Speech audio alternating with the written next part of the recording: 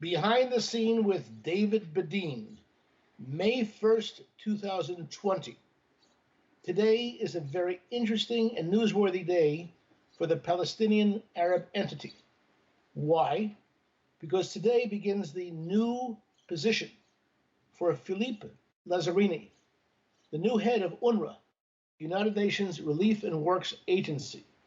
He is going to be commanding the control, directing policies for 59 Arab refugee camps, which are located in Israel, in Jordan, in Syria, and in Lebanon. 5.5 million descendants of about a half a million Arabs who left their homes in the wake of the 1948 War of Independence. Now, they've been in these camps ever since. We're talking more than 70 years. And they're in these camps under what they call the premise and promise of the right of return. Now, these are camps that although they're run by the United Nations and are actually funded through 67 donor nations. Some of the most prominent nations are Germany, the UK, Sweden, Qatar, and Norway. Germany, I mentioned Germany, the UK. These are amongst the nations. We have a donors chart on our website, the IsraelBehindTheNews.com. We've been covering UNRWA for 32 years. Now, what's important is that UNRWA, instead of being a positive force, has been a force that has encouraged the most violent aspects of the UNRWA curriculum. Now, I'm holding with me here, we have all 365 school books used by UNRWA. We've commissioned their translations by three experts with PhDs, but this you don't need a translation for. This is a brand new school book for the 5th grade of UNRWA, and here you have a terrorist, Dalal al-Mughrabi, who murdered 38 people in a terror attack on the coastal road of Israel in March 1978. Now, take a look at her. She's in her full terror garb, and it speaks for itself. 3 pages after that, teaching the children that she has the legacy for the Palestinian Arab people, and you have to grow up to be like her. Now, I'm going to mention 15 challenges, 15 policy challenges that the new head of UNRWA faces. And he has a responsibility. Yes, he has a responsibility to take care of 5.5 million people. He also has a responsibility to be accounted for the principles and the values of the United Nations. So let's go over those 15 principles. Number 1, the school books. It would seem logical that as someone coming in from the United Nations, from UNRWA, to run a United Nations agency should immediately confiscate books like this one, which have pictures of murderers in them as role models. Number 2, UNRWA has a contract with the Palestine Liberation Organization, and has had this contract for the last 20 years, to provide them with all the school books that are being taught in the area of the land of Israel. However, the PLO does not promote peace like the United Nations does, and the question is, should the PLO contract be renewed?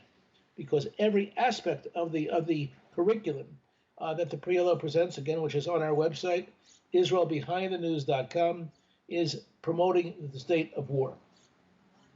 The next issue number 3, now you'll be seeing a film to show what I'm talking about. Will there be a demand of the new head of UNRWA that at all the schoolyards and all the schools, the pictures that portray murderers be taken down from the walls of the schools and the walls inside the schools? Is this appropriate for a United Nations school? Then there's the issue of number 4, the issue of the Al-Qutla clubs. There are Al-Qutla clubs where children are taught the art and the value of, in their after-school UNRWA education, of destroying Israel, killing Jews, and this is one of the functions that's actually run by Hamas-related charities. And the question is whether Al-Qutla should be allowed to continue. Number 5, excuse me. There are military parades which take place all the time in the UNRWA schools. Will the will the new head of UNRWA, Philippe Lazzarini, ask that it be stopped? Number 6, Hamas. Hamas ran candidates in the UNRWA workers election and in the UNRWA teachers election for the last 20 years, and Hamas has been victorious. Well, Hamas is defined and defines itself as an active military entity, a terror active entity, and there are laws on the books in the U.S., in the U.K., in Sweden, in the UN itself, and in the EU, forbidding the inclusion of people who are part of terrorist organizations to be part of their schools or any other facility of the United Nations. So the question is, will anyone elected on the Hamas ticket be asked to leave? Number 7, Nakba. Nakba, which is the anniversary of the War of Independence. The Arabs call it Nakba, the War of Disaster. But what has been happening in the last 20 years, there have been Nakba processions, Nakba parades, military parades, and also praising the concept of conquering all of Palestine, and conquering Israel, and replacing it with an Arab state in a military fashion. Will not this year on May 15th again with the new director, Philippe Lazzarini. Number 8, what about the singer? There's a singer named Muhammad Asaf. Muhammad Asaf is a very, very popular singer. He won the Youth Idol Award for the Middle East. But at the same time, he sings songs praising the armed struggle, the murder of Jews, the overthrow of the state of Israel, and he had been named a few years ago to be the UNRWA Youth Ambassador. He continues to present himself as representing UNRWA to the entire youth population of UNRWA. The question is, should UNRWA maintain his services, considering that this is a United Nations agency? Number 9, there are memorial ceremonies. There are memorial ceremonies held all the time in UNRWA facilities to honor those Arabs who have been killed while they were trying to murder Jews. Should that continue? Number 10, what about accountability and transparency? Shouldn't UNRWA be held to a very high level of transparency as donations come in all the time? Right now, UNRWA is getting a lot of donations to deal with the coronavirus. 13 exactly have been affected by the coronavirus in Gaza. Millions have been received through the World Bank, through the 67 donor nations of UNRWA, through Qatar, even through Israel. And the question of the surplus of supplies, the surplus often leads to a situation where there's the supplies are sold on the open market. That's not in the news story, but the question is, under the new leadership of Philippe Lazzarini, will that continue? The next issue has to do with the issue of funds that come in, which disappear because they're coming in cash. Why should the funds come in cash? Perhaps there's another way, because when funds come in cash, funds disappear. And as is widely publicized, the issue of organized crime, terror in the UNRWA facilities is widely known, and not only in terms of terrorism, but also in terms of issues such as prostitution, selling of used cars, selling of drugs. All these things become very tempting to people who do not have a regular income. If there was oversight of the cash coming in, it would be a different situation. The next issue has to do with the recognition of Israel. The recognition of Israel, which, if it's one thing if the PLO, the Palestine Liberation Organization, doesn't recognize Israel, which it doesn't, even though people think they do. They recognize it certainly as a war partner, someone at war with. But what about the fact that the children in all the schools see maps which do not, where Israel has been wiped off, in all the new school books? And again, we have been through all 365 school books that are presented by the Palestinian Authority to UNRWA, and we've reviewed 109 teachers' manuals. Not only does Israel not appear, but where Israel was, according to them, it's now Palestine, and all of the Israeli cities have become Arab cities.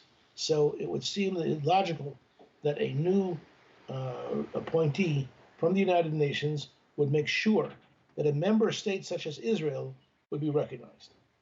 The next issue, number 14, is the issue of fake news. Or there is all kinds of issues of fake news that occur.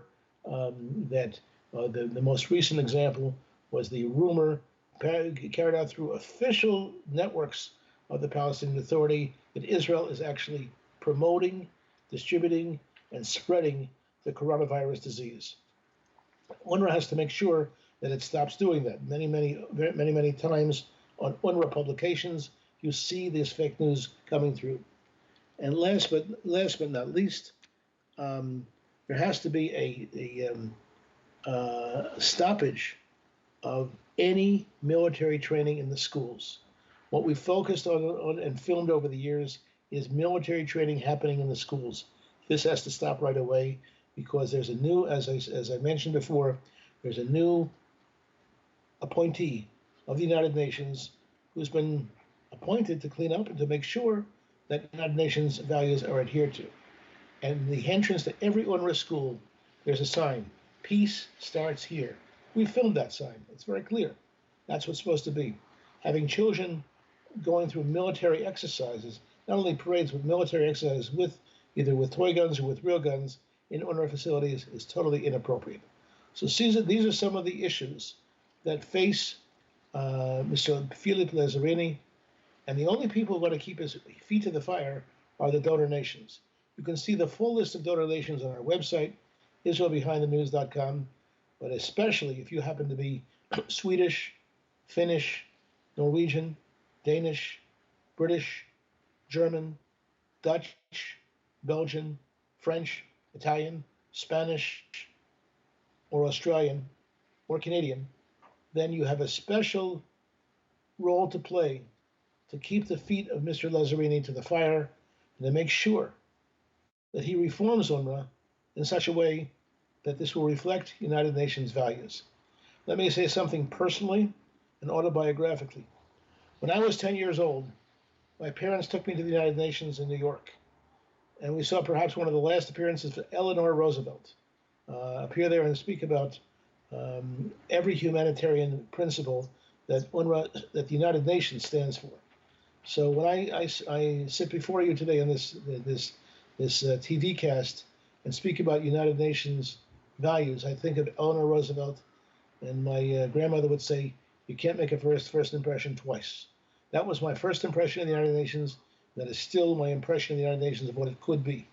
And the fact that UNRWA has been running these facilities, promoting values which do not meet the United Nations, how should I say, value stream, then I think we have a challenge in front of us.